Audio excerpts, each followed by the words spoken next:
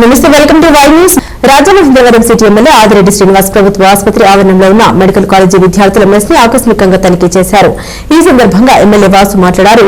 ఇప్పటికే ఒక పాలు వ్యాపారి చేసిన తప్పిదం కారణంగా 12 మంది ప్రాణాలు కోల్పోయి సదరు కుటుంబాలు ఎంతో బాధపడుతున్నాయని విచారం వ్యక్తం చేశారు. ఇంత జరిగినా సరే పన్నీరు, స్వీట్ కార్న్ వంటివి ఫ్రీజర్ లో కాంట్రాక్టర్ దాచారంటే ఏమనాలని ఆయన ప్రశ్నించారు. దీన్ని బట్టి వైద్యం అందించే డాక్టర్లను కూడా హాస్పిటల్ కి పంపించాలని అనుకున్నాడా ఈ కాంట్రాక్టర్ అని ఆయన అన్నారు.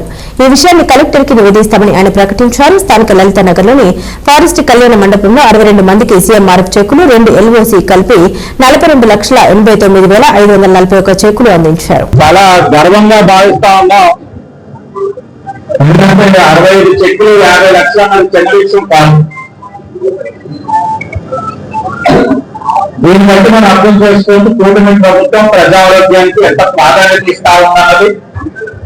గౌరవ ముఖ్యమంత్రి చంద్రబాబు నాయుడు గారు కానీ, ఉప ముఖ్యమంత్రి పవన్ కళ్యాణ్ గారు కానీ, హెచ్ఆర్డీ మినిస్టర్ లోకేష్ గారు కానీ వారి యొక్క ఆలోచన విధానం ఈరోజు పంపిణీ చేసుకున్న చెక్కుల ద్వారా మీరు అందరూ కూడా అర్థం చేసుకోవచ్చు. గత 5 సంవత్సరాలుగా వైఎస్ఆర్సీపీ అధికారంలో ఉన్నప్పుడు రాష్ట్రంలోనే కాదు ఈ నియోజకవర్గంలో ఒక్కటంటే ఒక్క చెక్ ఇచ్చిన పాపానికి పోలా. కానీ కూటమి ప్రభుత్వం ఈరోజు అధికారంలోకి వచ్చిన తర్వాత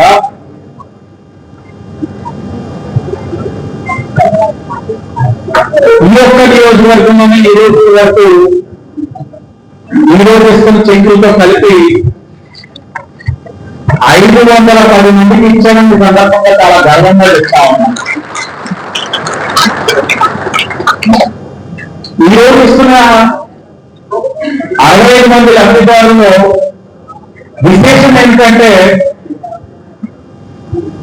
గత వైఎస్ఆర్సీపీ ప్రభుత్వంలో ఆపరేషన్ చేయించుకొని నిర్లక్ష్యానికి గురైన 8 మందికి కూడా చెక్కులు సుమారు 6,45,208 విలువ చేసే 8 చెక్కులు కూడా ఈ రోజు ఇస్తున్నామని కూడా ఈరోజు కూటమి ప్రభుత్వం గర్వంగా చెప్తా ఉంది.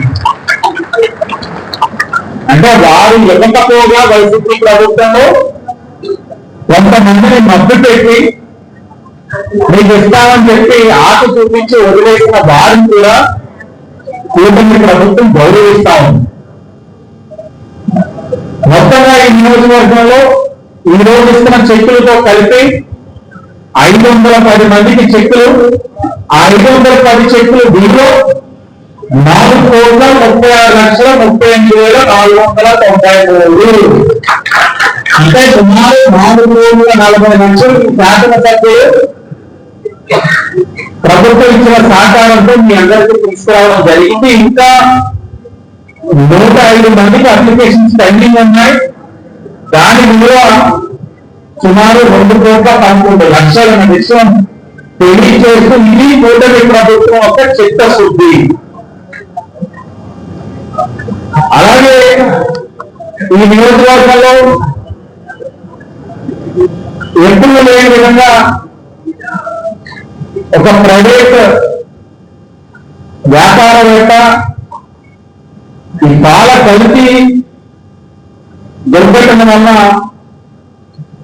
నగరంలోని చాలా తీవ్రమైన దిగ్భ్రాంతి గురి చేసింది ఈ సంఘటన.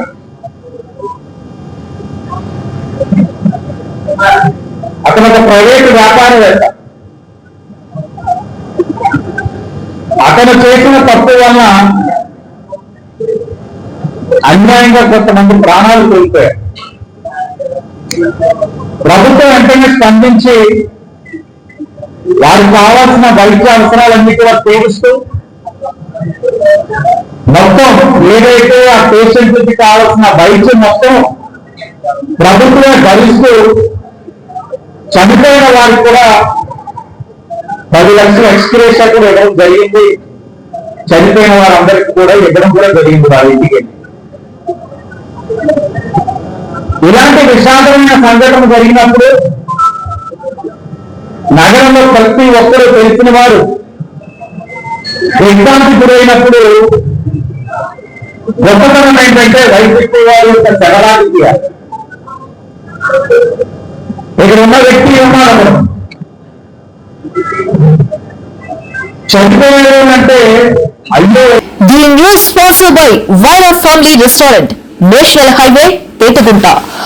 నోరూరించే వంటకాలు, అసలైన మసాలా దమ్ముతో అదిరిపోయే నాన్ వెజ్ రుచులు మీకోసం. విచ్చేయండి Vyra family restaurant, national highway, Petagunta, Tuni మండలం, కాకినాడ జిల్లా.